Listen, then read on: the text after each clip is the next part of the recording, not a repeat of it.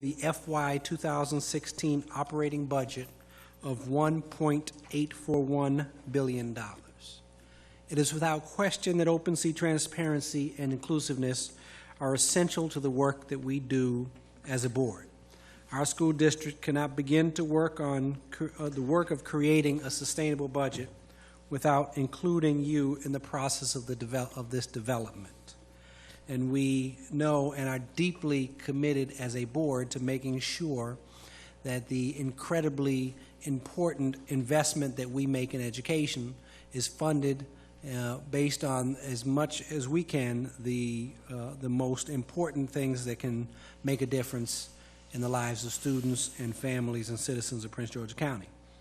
When it comes to public input, your opinions and insights and your expertise are needed as we work together to create a budget that supports key priorities such as funding academic excellence, high-performing workforce, safe and supportive environments, and the other elements of our ambitious 5-year strategic plan. The next Board of Education budget work session will be held February 9, 2016 here at the Sasser Administration Building at 5 p.m. Following the budget work session, the next budget public hearing will be held at 7 p.m. here in the boardroom on that same date.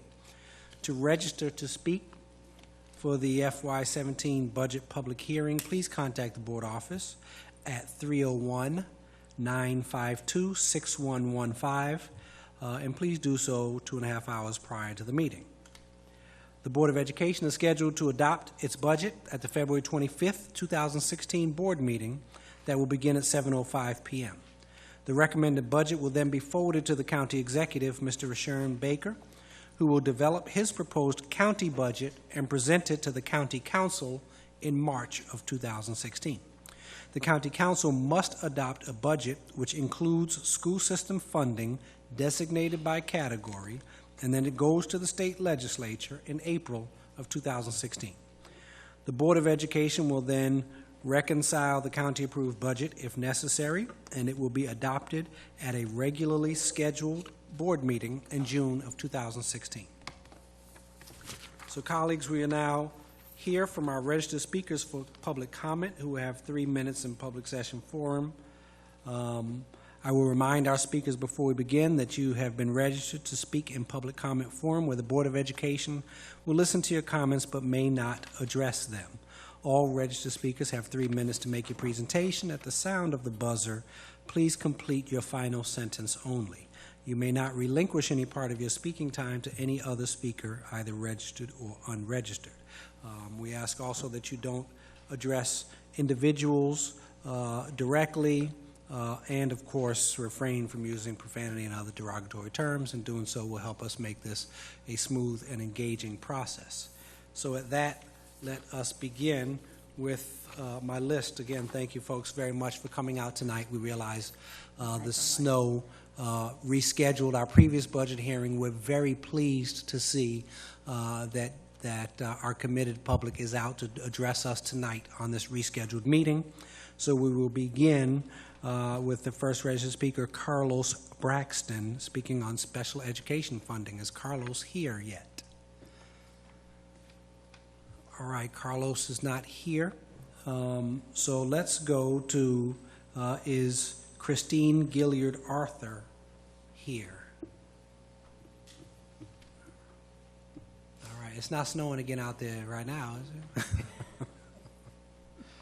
All right, we'll keep going through the list. How about Kimberly Harley? Is Kimberly here?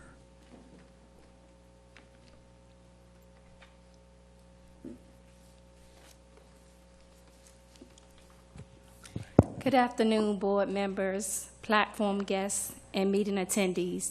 My name is Kimberly Harley, and I, as well as my siblings, are products of the Prince George's County Public School System. Today, I come to express my concerns about the closing of Forestville High School, which is my alma mater. This educational institution is one of the best-kept secrets in the county. This institution has helped me, as well as thousands of others, become leaders, doctors, lawyers, politicians, board members, and productive citizens. The current state of low enrollment appears to be strategically planned. the decreasing of the school zone size, and the removal of the military academy attribute to my belief. In addition, bad forecasting and insignificant strategies are going to be tremendously affecting the school and the community if the school is closed. This school has overcome many obstacles in the past and continues to be viable in the Forestville community. Although Forestville High School may have had negativity spotlighted in the past, what school in the county has not? Forestville High School alumni saw a need regarding low test scores and poor attendance and implemented several mentoring programs at no cost to the school or county. Since these programs have been implemented, test scores have improved and so has attendance. Current students are excelling in the classrooms and in sports activities. These children deserve to continue their education in their school. They are proud to be Forestville Knights, and so am I. During the planning and research efforts into closing Forestville High School, were the repercussions of consolidating high schools considered? Examples of repercussions are lower test scores, increased bullying, neighborhood gangs and rivalries, decreased attendance rates. More importantly, what are plans to ensure that current students will have a seamless transition into a larger environment? Also, has it been discussed or researched the mental aspect of children who thrive in small environments being forced into a larger environment? In closing, to my knowledge, this is the first high school in Prince George's County to be closed to renovate another school. Thank you. Thank you. Our next speaker is Sheldon Dean.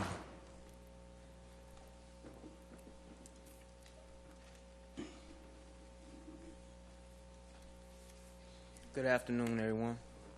Good afternoon. I'm speaking on behalf of Forestville High School as well.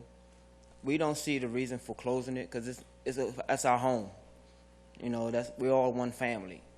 Taking away Forestville High School is going to create a mess. I went to Suitland for VOTEC and attended Forestville in the afternoons. I spent more time fighting in Suitland hallways than in my class because we wasn't allowed in their school. It's not fair to us, the community, that y'all choosing to close our school. That's our home. That's all I can say. And I just wish that you could change your mind and understand that you're not only tearing up our school, you're messing up our community, and which is our home. Thank you. Thank you. Our next registered speaker is Dr. Angela Walkway.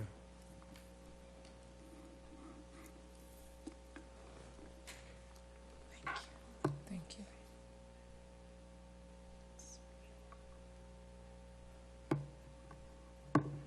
Just want to make sure my timer doesn't make me go over. So good afternoon, board members, colleagues, and neighbors. Excuse my voice. I have had a 3-level spinal surgery as well as a car accident in that order. It is my distinct honor to make some brief comments on the budget to stalwart colleagues with whom I have worked. Dr. Eubanks and Ms. Eubanks, thank you for your leadership. And Ms. Beverly Anderson, thank you for your confidence in me. And Mr. Burrows and Ms. Epps and Ms. Williams and Ms. Jacobs, thank you for your tenacity. Ms. Grady, Ms. Eubanks, and Ms. Hernandez, thank you for your laser focus on issues related to vulnerable children. And Mr. Valentine and Ms. Perry for your collaboration on youth leadership. And Mr. Wallace, welcome aboard. As a medical doctor with a master's in health planning and financing from the London School of Economics and Political Science, I have some knowledge of budgets and processes, but I'm also a woman of faith. And I deeply abide by my faith when it comes to major decisions before me. So my prayer for you as board members is James 1:2-5, to consider it pure joy, my brothers and sisters, whenever you face trials of any kind, because you know that the testing of your faith produces perseverance. Let perseverance finish its work so that you may be mature and complete, not lacking in anything. If any of you lacks wisdom, you should ask God, who gives generously to all without finding fault, and it will be given to you. Indeed, I ask that if any of you lack wisdom during this budget process, that you get on bended knee, as I have over the past few months. I was deeply inspired to make these comments today, having listened to C-SPAN on the Flint, Michigan issue, Capitol Hill hearings yesterday, as well as Hillary Clinton's responses at the town hall meeting, as well as President Barack Obama's speech at the National Prayer Breakfast this morning. We must strive to do better and not sit back and accept the status quo that our school system and county continue to be 23rd out of 24th across many indicators. It requires a team effort and many different stakeholders to help our county and especially our school system to do better. First, please study the PGCPS budget with a fine-tooth comb and remove any excess fat that might be programs that have never been evaluated for tangible outcomes and are being maintained for political reasons, or to maintain the numbers of students seated in the class rather than whether our students are healthy, being academically supported, and are ready to learn.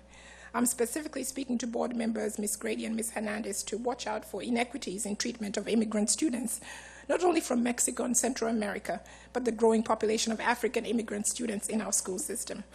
Secondly, focus on removing inefficiencies by investing in technology and electronic versus paper-based systems, as I did when I invested a $250,000 with the approval of the CEO into a school health electronic system that is the envy of other large systems in the DC, Virginia, Maryland metro area.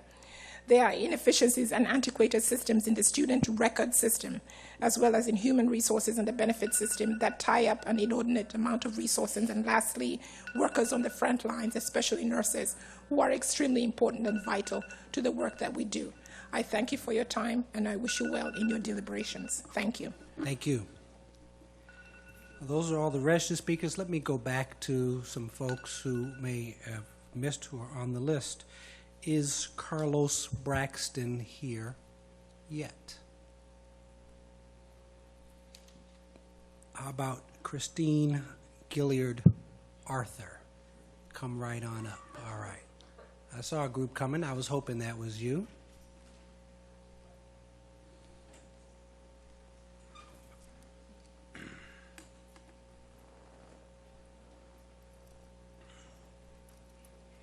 Good evening.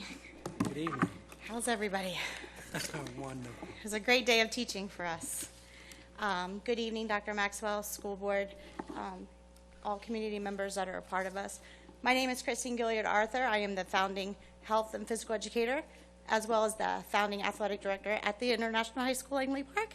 I've been in the county. I'm so nervous. Look at that. I'm not nervous with the little people. Been teaching in the county for 15 years. Elementary, and this is my first year of high school. What a pleasure it is to have this opportunity to teach this group of students, the eagerness to want to learn. So I come today before you to talk about passing of ESSA with the inclusion of health and physical education, and that we are equitable in the budget for quality health and physical education.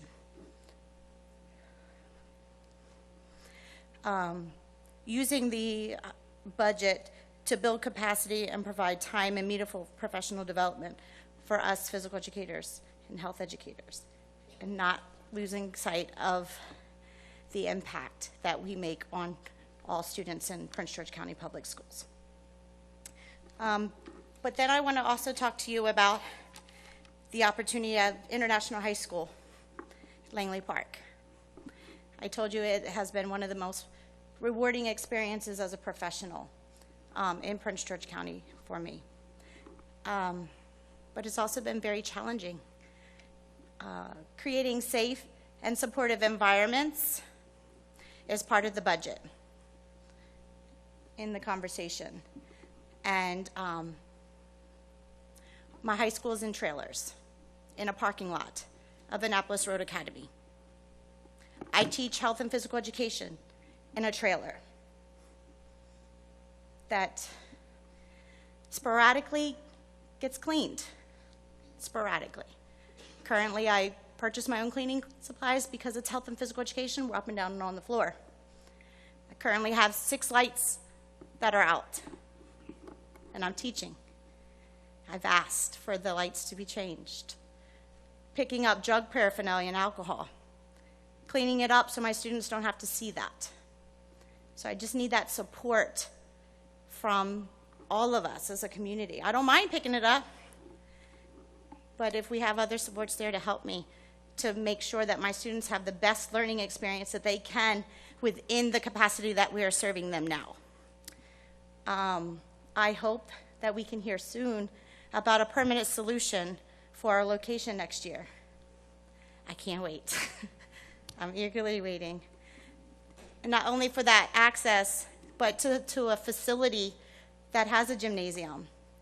I'm also the athletic director that doesn't have any facility, busing our kids to whoever will have us in their locations for practices.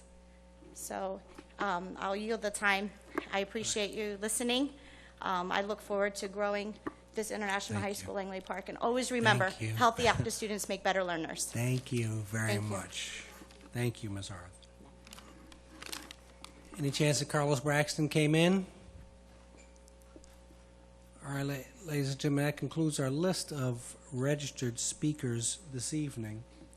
I want to remind folks that we have our final opportunity to hear from you on February 9th at 7 p.m. And again, you can come and speak multiple times. You can come and you can register all the way up to the day of the meeting. But please do spread the word to your colleagues. We want and need and must hear from you and everything you have to say. So please do come back and bring your friends and colleagues on February 9th at 7 p.m. And ladies and gentlemen, thank you for coming out this evening. Get home safely, and that concludes our hearing for this evening. Thank you.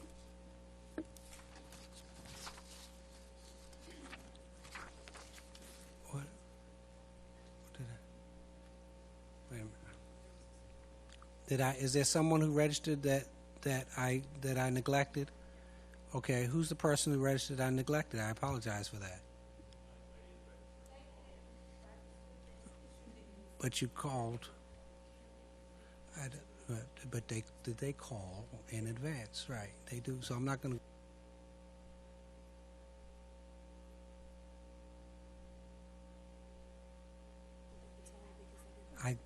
Give me the people on the list. Let me call their names.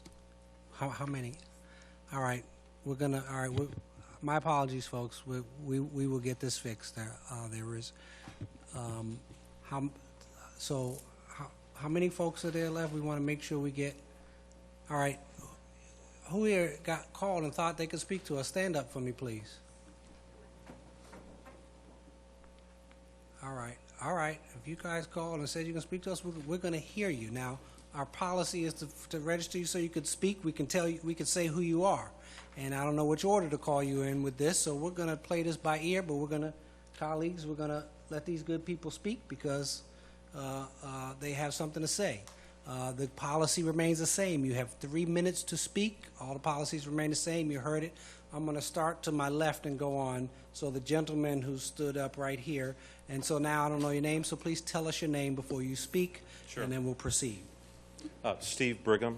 I called a couple hours ago and was told I could speak on site, so I apologize for any confusion about that. Absolutely. No, that confusion is solely on me, so thank you very much. Not a problem.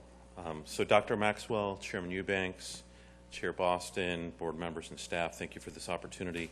This is a follow-on letter we sent around the new year about the critical need to prioritize renovation and expansion of Judith P. Hoyer Montessori in the master plan. I'm representing our Montessori Advancement Committee, which is part of a very large, diverse, and active PTA. We're aware that the board is meeting this a month to confer over the CIP budget for this coming year, but also aware that you're going to be prioritizing school facilities for renovation in the years to come. We've actively engaged in the master plan process over the past 18 months, providing direct and detailed input about our facility and campus needs. Our Hoyer community was dismayed to see how low we were ranked in the master plan study, although we're aware that those were purely recommendations. We believe we shouldn't drop 21 places from a study done earlier in the decade, and we believe we should be actually moving up the rankings, not down. In the 4 years since we moved into the 50-year-old Oak Crest Elementary facility, we have more than doubled our student population. From the study done by 2020, the facility expects to be at 102% capacity, 17 percentage points above the county's ideal. Our own analysis is that the future demand will exceed even that, as we have a very significant waiting list for 3- and 4-year-old entry level. The study fails to account for the needs of a specialty program with a very different pre-K-8 organization. The requirements for both the pre-K and for middle school go well beyond the minimal advances the study suggests, that being replacing interior systems and the addition of a couple classrooms. We believe that this facility needs a full science lab, a larger, more technically equipped media center, full middle school gym, expanded cafeteria, on and on. So anything you would expect to see in a regular K-8. We were excited to find Dr. Maxwell and the school board as willing partners to create a middle school a couple years ago, but we need your continued support to accelerate the renovation and expansion of the facility. So for the future master plan, we urge that you study the true unique needs of our K-8 specialty school and seriously consider elevating our rankings so that the Hoyer facility is included in the first phase of the master plan process instead of waiting for more than a decade for the work to begin. We look forward to our future conversations about this, and thank you for your time. Thank you. So I'm going to work my way around. I saw a young man, I believe, in blue, right? So I'm going to go with the row of these young, outstanding people here who said they were going to speak. I'm going to start with the furthest young man. When you come up, please do, again, introduce yourself to us. Thank you. All right. Good afternoon, Board of Education. Good afternoon, Mr. Maxwell. Good afternoon, audience. My name is Jonathan Wilderbrook. I am a student at the International High School of Langley Park. I am from Eritrea. I have currently been here for 4.5 years. So I've been in three schools: middle school, elementary school, and high school.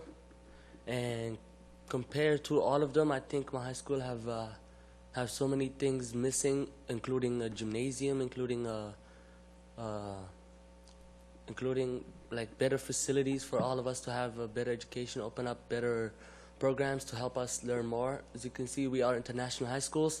We have a lot of students from different countries who speak 18 different languages, mostly from Central American, and some from Africa, some from Asia, and some from North America. And I believe we could pretty much use the support from all of the members of the board and CEO, Mr. Maxwell, Dr. Maxwell, to support us and get our education in learning and having a better future, getting into college, because we all are immigrants. We don't have parents who can support us because they don't pretty much know how to support us, but they want us to get support from the school, and that's pretty much it. I have other students who came here to talk. Thank you. Thank you. Next gentleman.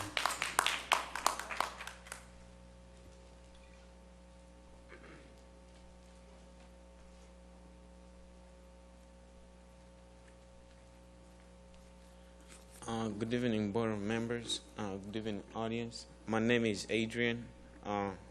Currently came to the United States in 2010. I went to William Ward Middle School. Then I founded my school, Langley Park International High School. I'm just here to talk about some of the transportation and like for the sports. Some students want to play the sports, but it's hard for them to stay after school and try to play what they want, and they can't because they don't have the buses to take them home. And sometimes if you're on a team, they have to call like a taxi cab, which is like to them they feel like it's not right. And another thing I was here to talk about is like where we at. The terms that we study in, they're not really clean, and we students we have to clean them every day after school. It's not like we don't like to do it, because we always want to study in a good environment and have a great future. we can only use what we have and make a good thing about it. So we would just ask if you guys can like help us out with that, because we're just students like asking for help. We like cannot do this by ourselves, and we thought that if we come out to this meeting, we'll talk to you guys about it, and you guys could do a huge help to our school. And another third thing is for a big gymnasium. The basketball team had to go to other schools and use their gymnasium. Other basketball teams practice like 5 days in a row. We get to practice like 2 days or 1 day a week, and it's all we have. We just came here to talk about it, to see what you guys can do for us in the future, and we are asking for like a facility, like a safe environment that our students will feel safe and happy, where we can collaborate with each other. We would hope to get this in the future. Thank you. Thank you.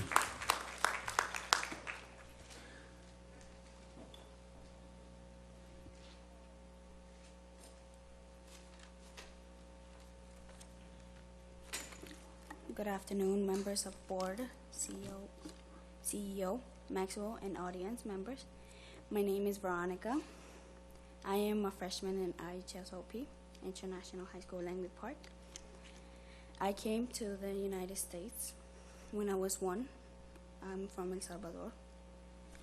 My experience in IHSOP is totally different from all the schools that I have. Yes, please speak right into the mic for me. Make sure it's on, right? Yes, right into the mic. Thank you. My experience in International High School of Langley Park has been different from all the schools I have been. Our gym, we don't have one. I think we do need one, because there's like 20 students in a temp. We can't do that, because when we're like doing warm-ups, jumping, like we like hit each other and all that. It's not safe. Yeah, and for like our afternoons, we want to stay after school. The buses, we don't have any. Sometimes we do. Sometimes, most of the times we don't. Like I stay for soccer, like in the beginning of the year. We had problems with the buses. We sometimes didn't have any, sometimes we did. And, some students want to stay after school and stay. And, yeah, thank you for my time. Thank you. Do me a favor, please, with the young lady next to you and the folks who spoke too, because I want to make sure we write your names down, because we have to have for the public. Are you getting their names written down? Okay, thank you. All right, the next young lady, come on up.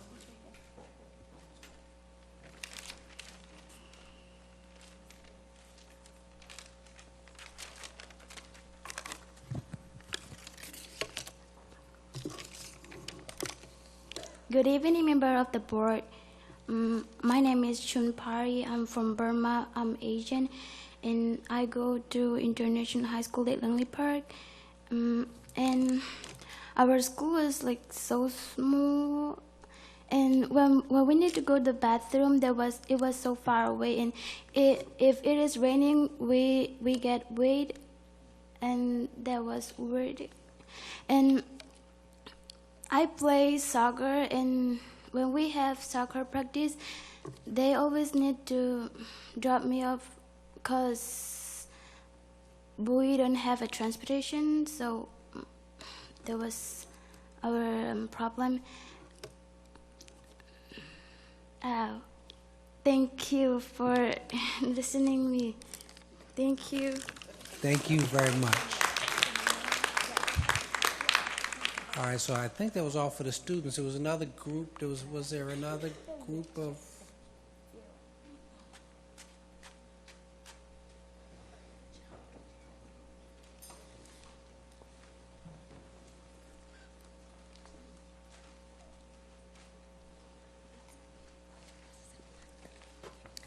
I'll be translating. Okay. Buenas tardes, miembros de la Junta Educativa, Presidente Eubanks, Director Ejecutivo Maxwell. Good afternoon to the Board of Education, President Eubanks and Maxwell. Mi nombre es Madaí Ledesma y soy madre de una niña de 7 años llamada Heather. My name is Madaí Ledesma, and I'm the mother of a 7-year-old girl named Heather. Ella es estudiante en la escuela de Carrollton Elementary School. She's a student at Carrollton Elementary School. Soy una madre muy activa en la escuela y estoy aquí para expresar algunas limitaciones que he visto que afectan el rendimiento académico de mi hija. So I'm a very active mother in my school, and I'm here to talk about the limitations that are happening within my school. Este año mi hija tuvo la oportunidad de participar en un programa después de la escuela para mejorar su nivel académico.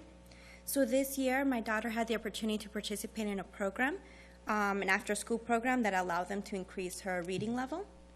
Aunque el programa está programado para 2 horas y media, he notado que el uso del tiempo no se concreta en las necesidades del estudiante. So even though that the program is 2 hours and a half, I don't think that is the adequate time or that you see time adequately for my student.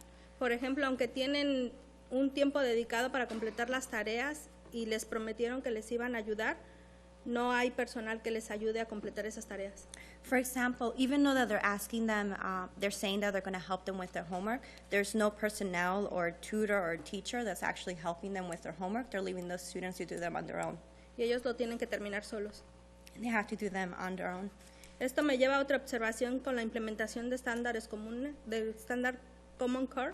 This is another observation I have regarding the Common Core standards. Que ha hecho más difícil entender cómo ayudar a mi hija. That has made it very difficult for me to know how I can support my daughter. Cuando le he pedido ayuda a su maestra para entender los conceptos de lo que estudian en la clase, when I asked the teacher for help to see how I can support my daughter with the material that she's learning in school, la maestra no me ha podido dar los recursos que necesito para ayudarle.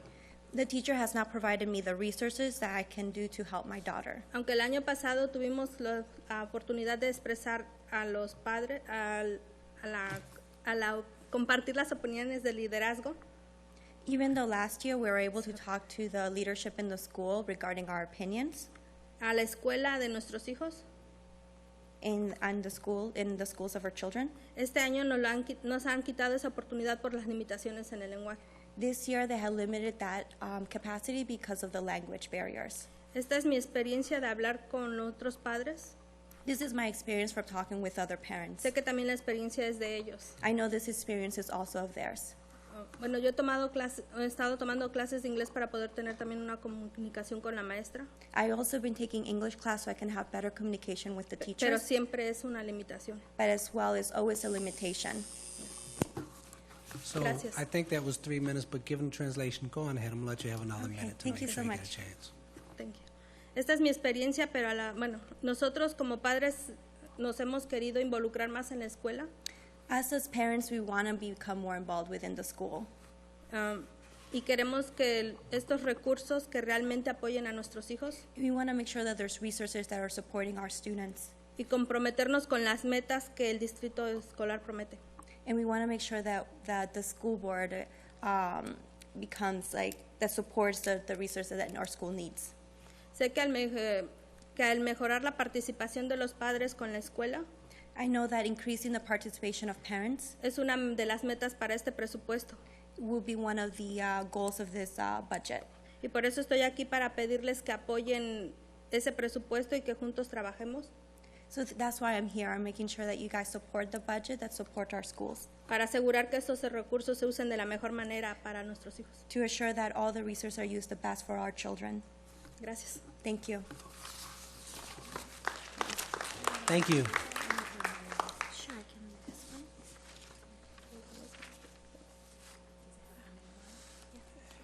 one. Other folks who called up and Good afternoon. My name is Josette Williamson, and I am a parent with a special education autism student at Skyline Elementary, located in Morningside. I'm here because I wanted to voice my concerns about the closing of Skyline. Not only closing Skyline, but trying to place these special needs students in schools among general education with no support services there no people there trained to deal with the needs of our children. When you meet a child of autism, you meet one child of autism. Autism is a spectrum. You have some that are not so high functioning or Asperger's. You have all types. You cannot go and place an autism child in a regular general education setting without the services in place. By law, they have to have an IEP. There are things that are located in an IEP to make sure that those services are in place for our children. Our children receive services such as occupationals, speech therapy. There are provisions made for testing to make sure that they're understanding what's being asked of them and they're able to perform. I don't understand how someone could go and not come in and investigate what's really going on and just decide to move a program, to not even move a program, to disperse it. Because at the meeting that I went to before the holiday, Mr. Wallace was in attendance at that meeting. It was discussed that there were going to be further planning meetings and that the community was going to be involved, that things were going to be well broadcasted on the website. But now, it's not only word on the street, there's actual emails in the school saying that Skyline will not exist at the end of the school year. And not any parent has received anything saying anything about this. The information that is being said is that our kids are going to be going to their border schools. How many autism teachers, especially autism teachers, do you have to put for each child of autism at each school from pre-K to 6th grade that are now at Skyline? Because at Skyline, there is one autism class for each grade. So I would like to go, and I hope that you will think about that. Miss Mason, I don't know if she's here, but I heard her theory is that she thinks this works better. I would like for her to come to Skyline and check it out so she can really see what's going on. I urge all the board to try to come and see what's going on, because if it's not just going on in my school, it's probably going on in somebody else's school, and they just don't have the voice to say anything about it. Thanks. Thank you. Thank you, residents. Is there anyone else here to speak? Thank you. Again, I reiterate the invitation that we have one more opportunity to do this on February 9th. We will make sure that everyone is crystal clear on the process, including the board chair, to make sure that we do this smoothly and efficiently next time. But again, it's another opportunity. Please do come back, bring your colleagues, and we want to hear from you. And with that, am I okay to now close the public hearing? We're all in it together, right? All right. With that, ladies and gentlemen, that concludes our public hearing. Thank you very much, and get home safely.